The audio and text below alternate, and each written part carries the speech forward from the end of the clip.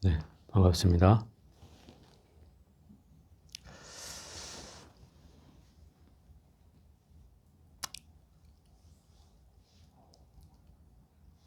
우리 조신반 수업이 오늘은 이제 9번째 시간이 되었습니다. 여러분 남은 시간은 이제 아마 2주, 오늘 빼면 2주 정도 남은 것 같습니다. 오늘은 이제 전번 시간에 예고한 대로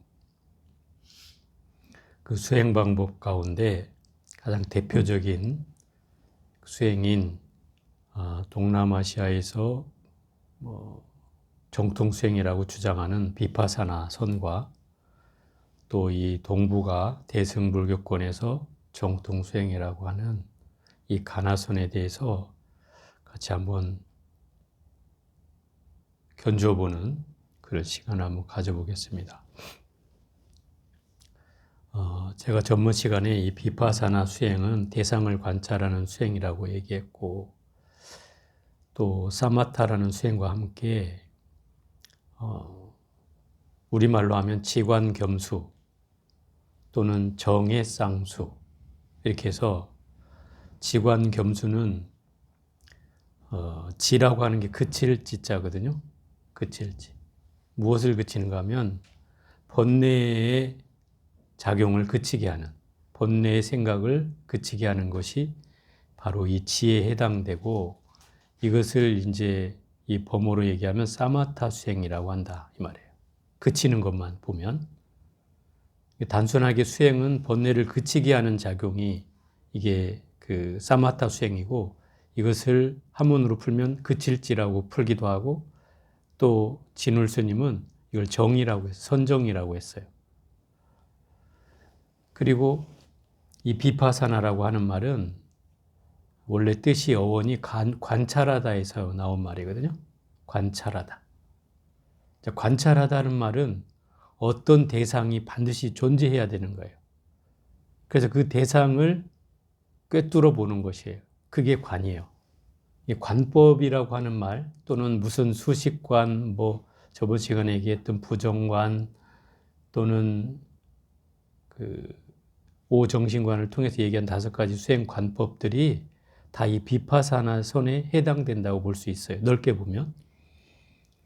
그러니까 이 비파사나라고 하는 말은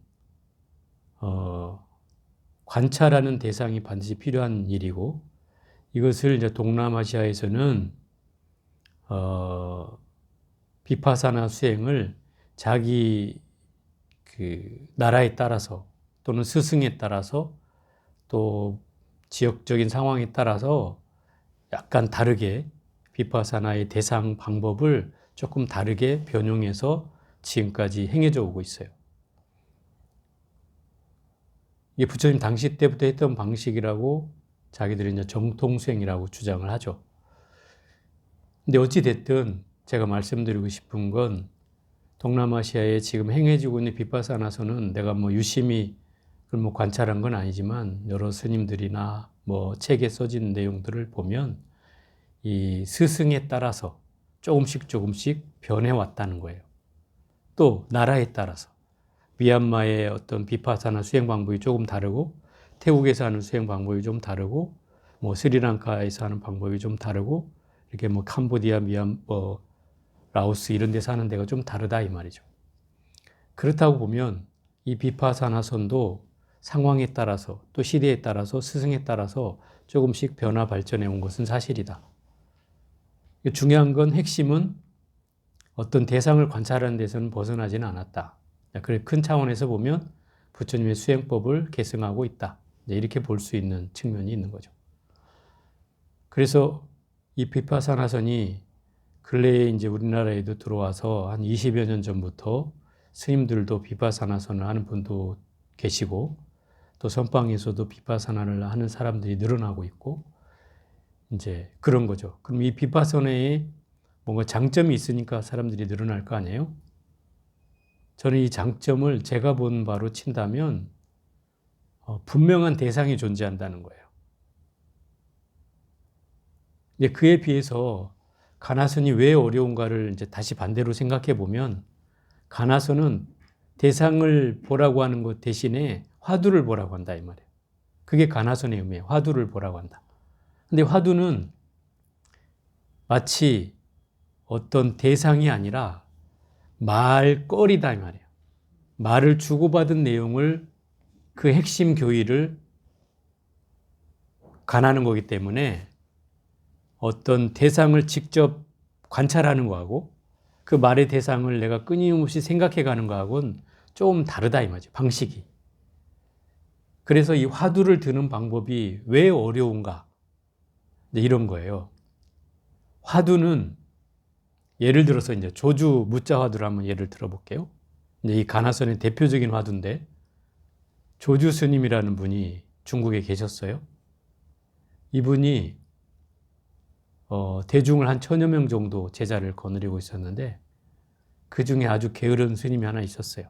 공부도 하기 싫고 해봐야 뭐 진척도 없고 그 답답함을 금할 길이 없이 도량을 이리저리 배회하는 중에 그 마루 밑에 널브러져 자고 있는 개 한 마리를 보고 나니 슬슬 뿔따구가 나기도 하고 저놈의 팔자가 더 좋은 것 같기도 하고 부럽기도 하고 한편으로는 저놈은 대체 뭔 복을 타고났길래 저렇게 가만히 앉아 있으면서도 밥을 더 얻어먹고 이러고 산단 말이죠. 차라리 내가 개로 태어났으면 이렇게 고생은 안 할 텐데 이런 생각이 드는 거예요. 순간적으로. 그래서 그 조주 스님을 찾아가서 그렇게 물었어요. 개에게도 불성이 있습니까? 이렇게 물었어요. 그럼 부처님께서 모든 중생에게 불성이 있다고 했죠. 그죠? 그러면 생명이 있는 사람도 불성이 있다고 했는데 심지어 부처님은 그 무정물도 불성이 있다 그러거든요. 무정물이 어떤 거냐면 생명이 없는 걸 말하는 거예요. 그래서 돌이라든지 나무라든지 이런 죽어 있는 것 같은 이런 나무나 돌에도 불성이 있다는 거예요. 그러면 이 세상에 불성이 없는 건 거의 없다고 하는 말과 같다 이 말인 거죠. 그런데 개에게 불성이 있습니까? 라고 하는 물음에 부처님 모두 불성이 있다고 했으니까 그죠? 그럼 개에게 불성이 있습니다 물었으면 있지 이렇게 대답을 해야 맞는데 갑자기 조수 스님이 무 이러는 거예요. 무? 무는 없다는 말이에요. 그러면 모든 부처님께서 불성이 있다고 했는데 왜 이 조주 스님은 개에게 불성이 있냐는 물음에 왜 무라고 했을까? 이게 이제 화두예요. 이게 화두예요.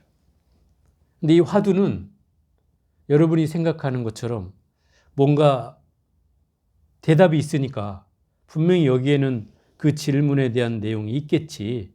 그죠? 그래서 왜 없다고 했을까 하면 우리가 뭐라고 해요?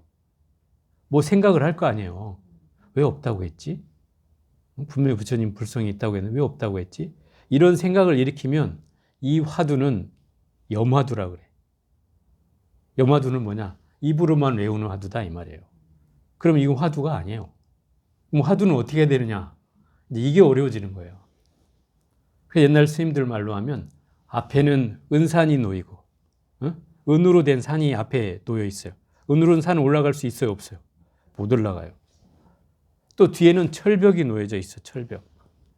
가파른 철벽이. 그러면 앞뒤로 다 막혔다는 거죠. 앞뒤로 꽉꽉 막혔다는 거예요.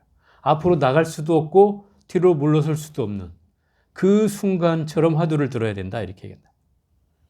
그런데다가 말도 끊어져야 하고 어느 도단이야 말도 끊어져야 하고 또 마음자리도 없어야 돼. 이런 자리가 이게 어려운 자리잖아요. 그래서 화두를 드는 거를 제가 이제 쉽게 비유를 들자면 이런 거예요.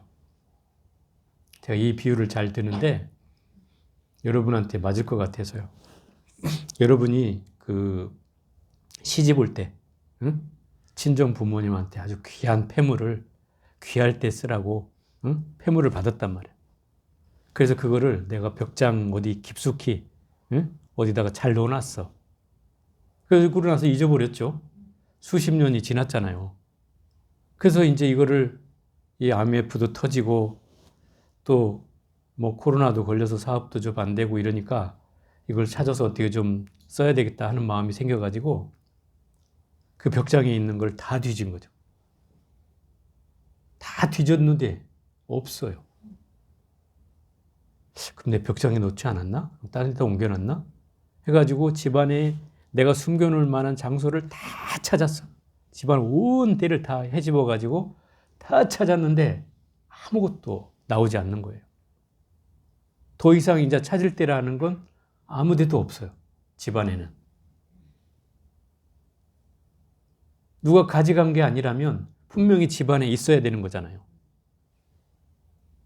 남편한테 손댔냐? 남편도 모른다 하고 가족들 다 모른다 해. 그러니 이제 뭐 의문 나는 건 아무것도 없어요. 그죠? 이제 찾아볼 때도 다 찾아봤고 분명히 이 집안에 폐물은 있어. 그런데 더 이상 어디라고 하는 생각은 떠오르지 않아.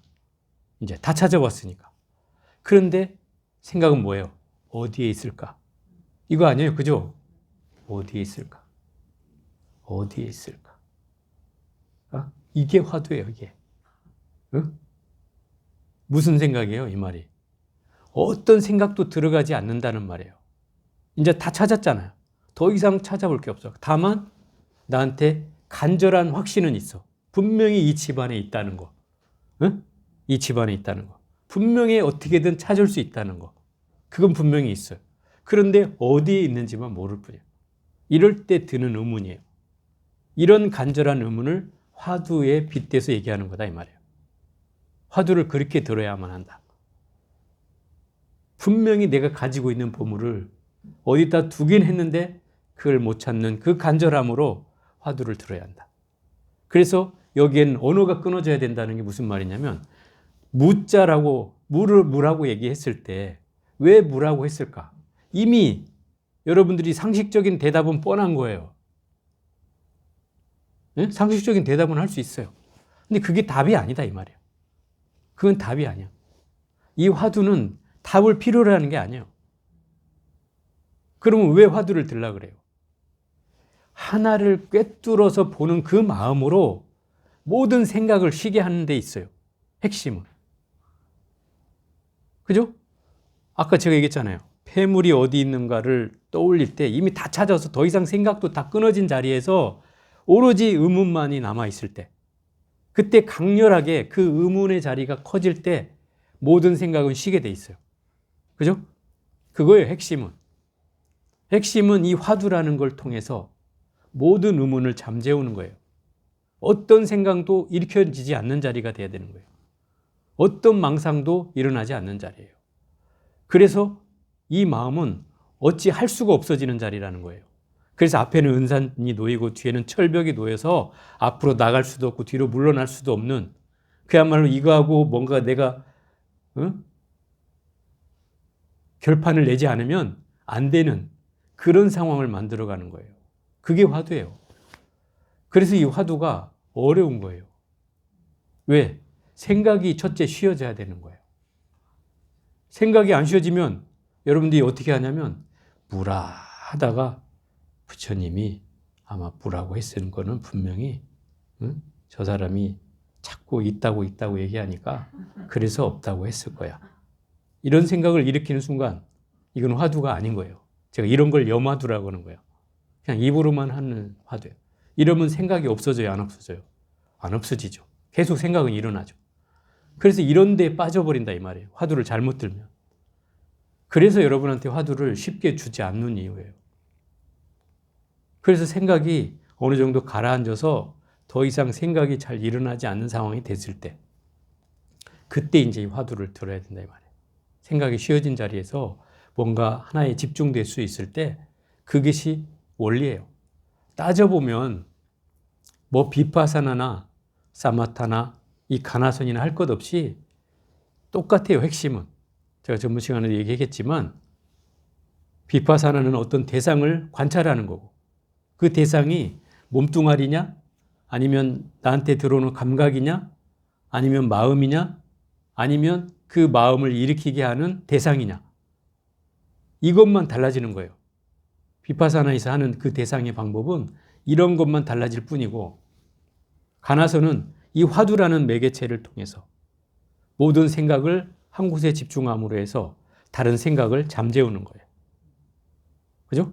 하나는 대상을 관찰해서 생각을 잠재우고 하나는 화두를 집중함으로 해서 다른 생각을 잠재우는 거예요. 원리는 똑같아요. 그죠? 생각을 하나를 통해서 만 생각을 잠재우는 거다 이 말이에요. 이게 수행의 원리예요. 뭐 거창하게 얘기해도 뭐 할 수는 있지만 거창해봐야 여러분들은 더 어려울기만 하고 더 쉽게 제가 말씀을 드리는 거예요. 가나서는 그래서 저도 뭐 20년을 화두를 들고 살아봤지만 내 망상이 꺼지지 않은 자리에서는 그 화두는 결국 망상에 불과해요. 오히려 망상을 조장하는 것에 불과해서 끊임없이 망상을 해가게 돼요. 그러면 이건 화두가 아니라 오히려 번뇌를 일으키는 그런 화두가 아닌 망상을 제조하는 거나 마찬가지인 거죠. 망상 제조기가 되는 거예요. 이렇게 돼서는 이 공부는 끝을 볼 수가 없어요. 그러니 이 화두를 든다라고 하는 이 원리는 이제 여러분한테 말씀을 드렸고, 이 가나선이라는 걸 또 한번 설명해 보면 그 불법의 대의를 묻는 스님이 찾아왔어요. 불법의 대의가 뭡니까? 큰 뜻이 무엇입니까? 라고 물으니까 이 스님이 뭐라고 대답하냐면 저 칙간에 간시골이니라 그래. 칙간이 어디요? 화장실이잖아요. 간시골이 뭐냐면 옛날에는 그 뭐 천조가리로도 뒤를 닦기도 했지만 그건 좀 있는 사람 집이고 없는 데서는 그 똥막대기가 있었다는 거예요. 똥막대기. 똥막대기로 닦았다는 적도 있었다는 거예요. 그걸 간시골이라고 그래요. 칙간에 시, 그 막대기 시자에다가 그 간시골이라고 하는 건데 그 똥막대기라고 하는 거예요. 그러면 되게 하찮은 물건이잖아요. 그죠? 하찮은 물건. 불법의 대의가 무엇입니까? 라는 물음에 저 말은 똥막대기니라 이렇게 대답한다 이 말이에요. 이게 화두예요. 왜 저 스님은 불법의 대의를 묻는 물음에 왜 간시골이라고 했을까? 왜 간시골이라고 했을까? 왜? 이러면서 그 의문을 찾아 들어가는 게 이 화두를 드는 방법이에요. 또 어떤 스님은 그 운문 스님인가요? 이제 해제를 앞두고 이러는 거예요. 앞에 15일은 묻지 않겠다. 응? 앞으로 15일은 어떠하냐? 이렇게 묻는 거예요. 이제 벗거량을 하는 거죠. 대중들 앞에서. 그리고는 일러라고 하는 거예요. 일러라. 아무도 대답을 못해. 그러니까 대중들이 그래. 그럼 스님은 어떠하십니까? 이렇게 다시 되물었어요. 그러니까 스님이 그때 한 말이 일일 15일이니라. 여러분 일일 15일이라고 들어봤어요? 이게 이제 절에서 많이 쓰는 말이죠. 날마다 좋은 날 뭐 이러잖아요. 일일 15일이니라. 이렇게. 그러니까 왜 이 스님은 당신이 물어놓고 앞으로 보름이 어떠하냐라고 물어놓고 왜 1일 15일이라고 했을까? 왜 그랬을까? 하면서 의문을 찾아 들어가는 거예요. 이건 생각으로 분별하는 뜻이 아니에요. 모든 의문을 잠재우고 왜 거기에만 초점을 맞추는 거예요. 모든 의문이 거기에 맞춰져야 돼요. 그리고 그걸 생각으로 일으키면 안 돼요. 생각을 일으키는 순간 그거는 화두가 아니에요. 왜? 생각을 하나를 집중하기 위해서, 생각을 집중하기 위해서 그 화두를 드는 건데 생각을 일으키기 위해서 드는 게 아니다 이 말이에요. 그걸 잘 착각하면 안 돼요. 그게 화두예요. 그래서 화두가 어렵다고 얘기하는 거예요. 근데 이 화두가 사실 처음 출발은 이 가나선이 아니었어요. 원래는 그 조사선이라는 데서 출발해요. 부처님 수행 방법이 중국을 거쳐오면서 달마대사가 이제 제자하고 나는 법거량으로, 법거량이라는 건 그 제자와 이 선문답을 통해서 그 제자를 깨우쳐 주는 것을 말해요. 그 법고량을 통해서 그 제자를 깨우쳐 주는 것을 이걸 조사선이라고 해요. 이 달마대사로부터 비롯됐어요. 이 조사선이. 예를 들어서 달마대사가 양무제를 만났어요. 양무제가 초청을 해가지고 인도에서 이제 달마대사가 건너왔는데 그때가 양나라 때였어요. 양나라의 황제였던 양무제가 부처님 궁궐로 초대해요. 인도의 뭐 28대 조사고 인도의 부처님의 법을 이은 훌륭한 스님이라는 얘기를 듣고 초청을 했어요. 근데 양무제가 굉장히 불법을 폈던 그런 호법했던 왕인데 이분이 뭐 절도 많이 짓고 또 경전도 많이 펴내고 탑도 많이 짓고 뭐 경전 또는 승려를 많이 양성하고 출가를 장려하고 뭐 이런 제도도 만들었던 왕이에요. 그런데 이 왕이 뭐라고 얘기하냐면 내가 이렇게 많은 불사를 행했는데 나에게 공덕이 어떠한가? 자기 자랑을 한 거예요. 그래서 뭐 인도의 법을 이은 큰 스님이라니까 자기를 증명해 달라는 듯이 질문을 던졌다 이 말이에요. 나의 공덕이 얼마나 많습니까? 이렇게 물으니까 소무공덕이라. 조그마치 공덕도 없느니라 그래. 이 황제가 아무리 옆에 나라의 큰 스님이라고 하지만은 황제인데 뭐 조금도 공덕이 없다 하는 말에 뿔따구가 났죠. 그래서 대뜸 물어요. 내 앞에 서 있는 자는 누군가? 이렇게 물으니까 이 달마대사가 불식 이렇게 응? 모른다 이 소리야. 나도 모른다. 황제 앞에서 네가 누구냐 이러니까 보스 나도 모른다 그런 거예요. 그러니까 그 말을 들은 황제가 더 뿔따구가 났죠. 네가 말하는 그러면 제일 큰 진리는 뭐냐? 라고 또 물었어요.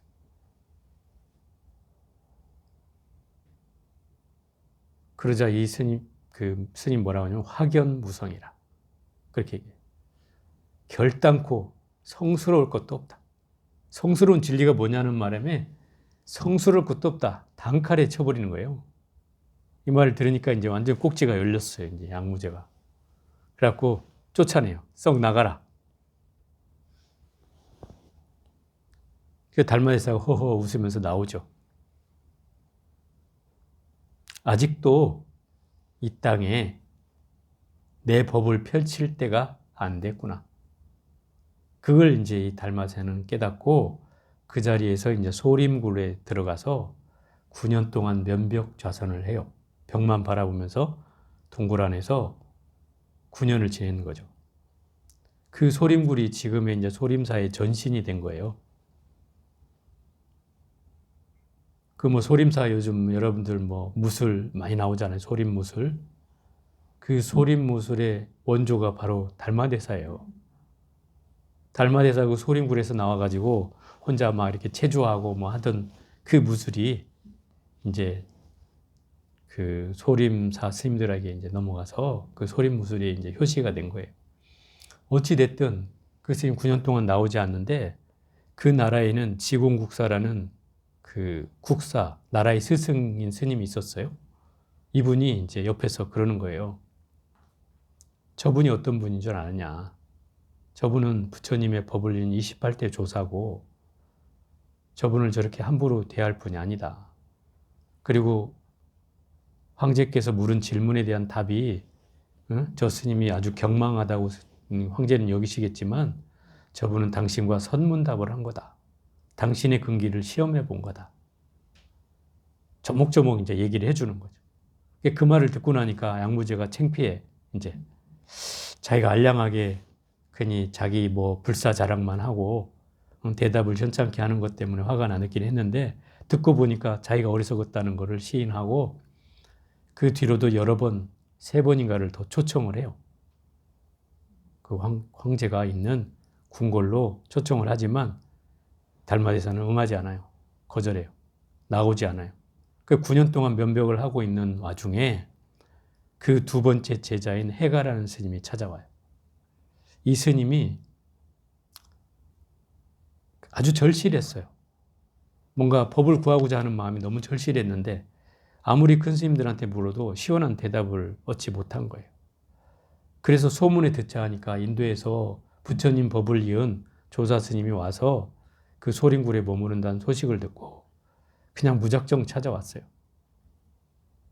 뭐 만나주지 않을 것 같기도 하지만 어쨌든 자기 뜻을 관찰하기 위해서 그냥 그 동굴 앞에서 무작정 무릎을 꿇고 앉아서 기다렸어요. 한겨울이었고 또 그날따라 눈이 펑펑 내려서 다음날 아침이 되었는데 눈이 가슴팩까지 찼어요. 그런데도 움직이지 않고 그 자리에 일어나지 않고 있는 거예요. 그때 달마대사가 아침에 이제 기지개를 켜고 몸을 좀 운신하기 위해서 밖으로 나왔더니 한 중에 앉아 있는 거죠. 근데 그걸 보고도 눈 하나 깜짝 안 해요. 그런 근기로는 나한테 뭘 물어볼 수 없다 이런 뜻으로 의기양양하게 쳐다보면서 그래요. 넌 나한테 더 보여줄 수 있는 게 없느냐 이렇게 물어요. 무엇이 근기를 시험하는 거죠. 그 말에 이제 이 해가 스님이 차고 있던 단도를 탁 빼가지고 자기 팔 하나를 잘라버린다 이 말이에요. 그때서야 이 스님이 뭐 물을 게 있으면 물어라 이러는 거예요. 이미 근기를 시험했잖아요. 그러자 이 스님이 뭐라고 묻냐면 저는 지금 괴로워서 견딜 수가 없습니다. 저의 번뇌를 해결해 주십시오. 이렇게 물음을 던졌어요. 그러자 달마대사가 뭐라냐면 그래? 그러면 너의 괴로움을 나한테 꺼내놔라. 나한테 꺼내놔라. 그럼 내가 너를 해결해 주겠다. 그러니까 이 해가 스님이 지금 스님 같으면 막 에이 그런 게 어떻게 꺼내놓을 수 있지 이렇게 얘기하겠지만 그 스님은 순진했던 처라 자기 찾아 또 그 괴로움이 어딨지? 어딨지? 이러고 찾아. 그래야 결국 어디도 찾을 수가 없잖아요. 그게. 아무리 해도 찾을 수가 없습니다. 이렇게 대답을 하니까 그 말이 떨어지자 무섭게 이 달마대사가 그러는 거예요. 내 너의 괴로움을 이미 해결했느니라. 이렇게 대답을 해요. 근데 여러분은 이런 말 해도 별 감흥이 안 오잖아요. 그죠? 해가 스님이 이 말을 듣는 순간 뒤통수에 뭐가 정광석화 같은 것이 일어나면서 바로 깨달음을 얻게 된다 이 말이에요. 이 순간에. 그래서 이 해가라는 스님이 이 달마대사의 법을 이은 2대 조사가 되게 되는 거예요. 이렇게 두 제자와 스승과 제자 사이에 서로의 선문답을 통해서 그 제자를 깨우쳐서 그 자리에서 언하의 득도를 하게 하는 거예요. 그 말 아래 깨달음을 얻게 하는 거다 이 말이에요. 이거를 조사선이라고 해요. 조사선은 쉬웠어요.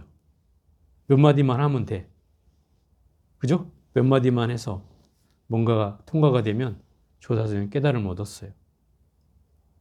물론 제가 이거 쉽게 얘기하지만 여기까지 오는 데는 쉽지 않겠죠. 당연히. 그죠?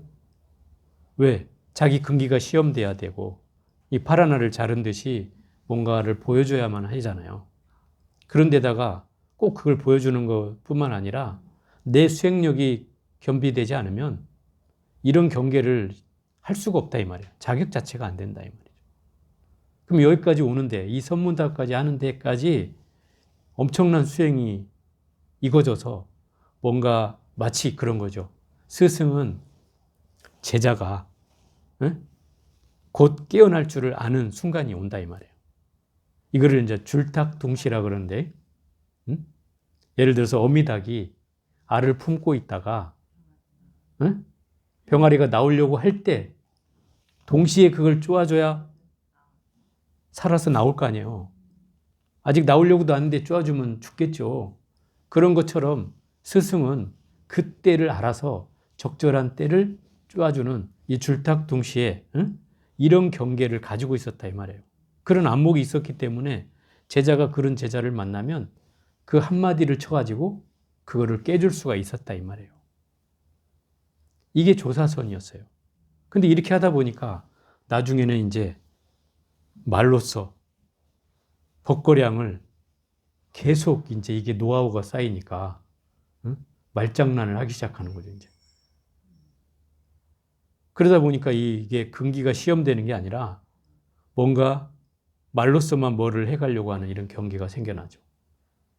그래서 오히려 말로서 깨달았다는 이런 인가를 받게 되는 이런 상황들이 벌어지게 되니까 아, 이거 뭐가 잘못됐다. 그래서 이제 여기에 또 다른 방식이 나오게 된 게 이 가나선인 거예요. 대중은 또 순수한 마음에서 했을 때는 그게 통했지만 또 대중들이 늘어나고 그 제자들이 늘어나고 또 가르침들이 다양화되기 시작하면서 이것에 대한 이제 신뢰가 떨어지기 시작할 때 그때 가나선이 나온 거예요.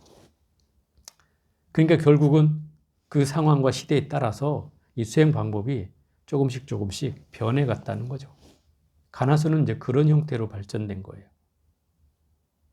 이 복잡한 이 사람들의 어떤 심리를 한쪽으로 모아서 다른 경계를 다 놓치게 하고 오로지 그 화두만을 들게 해서 뭔가 일념에 들게 하는 그런 방법을 찾게 된 거죠. 이게 이제 가나선이에요. 그러니까 이 비파사나나 가나선의 수행 방법이 같다고 할 수 있는 측면은 하나를 보게 한다는 거예요.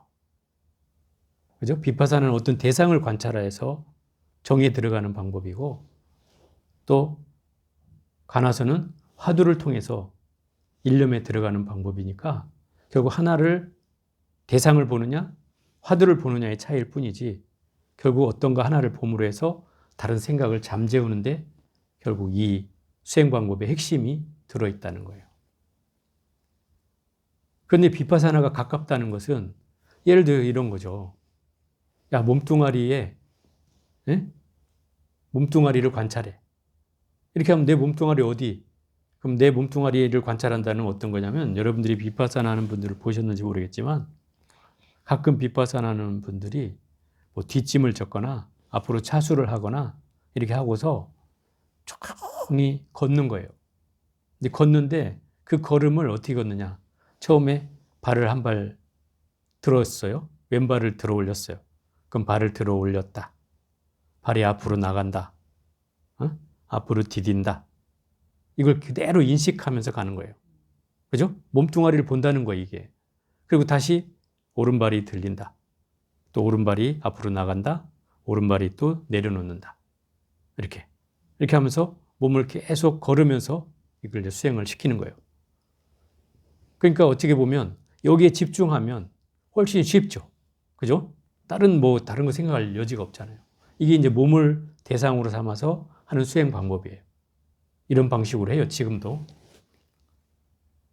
또 예를 들어서 감각을 대상으로 삼으면 나한테 들어오는 감각이 지금 괴로운가 아니면 즐거운가 아니면 괴롭지도 즐겁지도 않은가를 그 감각을 통해서 그 감각을 계속 대상화해서 그걸 쳐다보게 하는 거예요. 또는 세 번째는 마음을 관찰하는 건데 내 마음이 지금 어디에 있는가 어디로 흘러가는가 이걸 살피는 거예요. 그러면 이 마음이라는 놈은 끊임없이 생각을 일으킬 거 아니에요. 그죠? 그럼 그 생각을 계속 따라가는 거예요.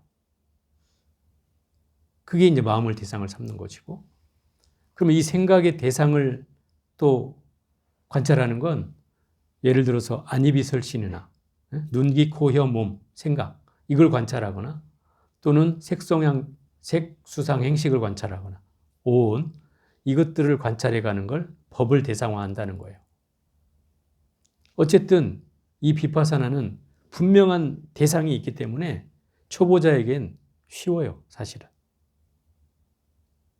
그래서 이제 그 우리나라의 수행자의 집단 가운데서도 이런 흐름을 가졌던 방법이 이제 사람들에게도 전하기 쉽고 자기도 배우기 쉽고 공부에 들어가기가 쉬우니까 이런 경계로 쉽게 접하게 된다 이 말인 거죠. 대중화되기가 쉽잖아요. 이렇게 하면. 근데 이 화두라는 건 제가 생각해 봐도 쉽게 접근해서는 안 된다. 그러면 백발백중 실패다. 저는 그렇게 말하고 싶어요. 그래서 이 화두는 조심스럽게 들어야 한다. 그 얘기는 아까 제가 전제했듯이 생각이 뭔가 잠재워지고 생각이 뭔가 가라앉아서 더 이상의 어떤 생각들이 막 일어나지 않고 잠시 일어났다 사라지긴 하겠지만 그렇게 내가 생각에 휘둘리지 않는 경계가 왔을 때 그때야 비로소 이 화두를 드는 게 맞다. 그러지 않으면 이 화두를 성공할 사람은 없다고 본다. 그게 쉽지 않은 일이기 때문에. 그래서 이제 제가 이 비파사나와 그 가나선의 그 내용을 얘기하면서 어떤 분은 가나선은 더 훌륭한 것이고 비파사나는 더 못난 것이고 어떻게 이렇게 얘기하는 사람도 있는가 하면 반대로 비파사나는 부처님의 정통수행법이고 가나선은 후대에 만들어진 정통수행이 아니다. 이렇게 이제 주장하는 사람들이 있어요. 이게 어느 것이 좋다 나쁘다로 얘기한다면 이 수행 방법은 잘못된 거예요. 지금껏 수행 방법은 변화 발전해 왔어요. 비파사나도 동남아시아에서 변화 발전해 왔고 이 가나선도 조사선을 통해서 변화 발전해 온 수행 방법이에요. 어느 것이 정통 수행이냐 아니냐를 따지지 말고 왜냐하면 어차피 이 수행의 원리는 똑같다 이 말이에요. 가나선이라고 한들 생각을 잠재우지 않는 방법이 아니다 이 말이에요. 또 비파사나라 한들 내 마음을 고요하게 하지 않는 게 아닌 거다 이 말이에요. 다 어쨌든 고요하게 하는 거예요. 그렇다고 보면 이 수행 방법은 어떤 수행 방법이든 부처님 수행 방법이라고 할 수 있다. 넓은 의미로서. 그러니 서로에게 어떤 우열을 가리는 차별을 해서는 안 된다. 저는 그렇게 얘기해요. 그래서 이 수행 방법이 좋은 방법이라면 차용을 해서 적절하게 이용을 해야 된다. 때로는 비파사나도 하고 때로는 가나선으로 할 수 있으면 가나선도 하고 이렇게 해서 내가 할 수 있는 방법으로 더 쉬운 방법으로 찾아 들어가야 한다. 저는 이렇게 생각하죠. 그래야지 이 가나선과 비파사나선이 뭔가 서로 평행선을 긋는 대립에서 벗어나서 뭔가 수행의 온전한 기능으로서 작용될 수 있지 않나 하는 생각을 저는 오늘 해보게 됩니다. 그래서 오늘은 비파사나와 가나선에 대해서 말씀을 드렸습니다. 자, 여기까지 해보겠습니다.